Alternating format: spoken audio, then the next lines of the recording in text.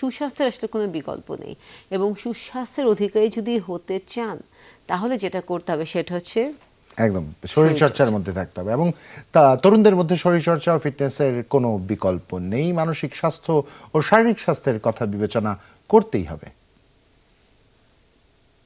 আমরা জানি যে বর্তমান সময়ে ছেলে এবং মেয়ে উভয়ই গ্রাম্য পরিবেশ থেকে শহরি পরিবেশটাকে বেশি আপন করে নিয়েছে, যার কারণে তাদের শারীরিক যে কর্মক্ষমতা এটা দিন দিন হ্রাস পাচ্ছে।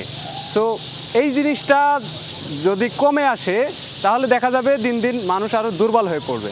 আমরা জানি যে ডারউইনের একটা উক্তি আছে, survival of the fittest. Self defence প্রশিক্ষণ নিলে শুধুমাত্র যে ফিজিক্যাল অ্যাক্টিভিটি না, এটা হচ্ছে আমাদের কনফিডেন্টও গ্রো করে।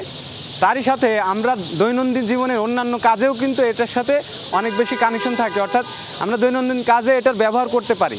অর্থাৎ আমরা যখন আত্মরক্ষা প্রশিক্ষণ করি একই সাথে আমাদের শরীর মজবুত হয়, আমাদের কর্মক্ষমতা বাড়ে এবং বডি মুভমেন্ট আরও বেশি স্পিড হয়, যার কারণে আমরা যে কাজটা স্বাভাবিকভাবে করলে কষ্ট হয়ে যায় বা অনীহা তৈরি হয় সেটা আত্মরক্ষা প্রশিক্ষণ বা চর্চা করার ফলে ওই জিনিসটা চলে যায়।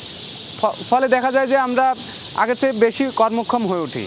তো বর্তমান সমাজে এই জিনিসটা অনেক বেশি প্রয়োজন পড়তেছে, কারণ আমরা শারীরিক পরিশ্রমের চাইতে মানসিক পরিশ্রমটাকে প্রাধান্য দেই। যত কর্পোরেট জব আছে সব কাছে কিন্তু ডেস্ক জবটা বেশি, মানে টেবিলে সারাদিন বসে থেকে কাজ করা লাগে। তখন দেখা যায় আমাদের শরীরের অর্গানগুলো অতটা বেশি ব্যবহৃত হয় না।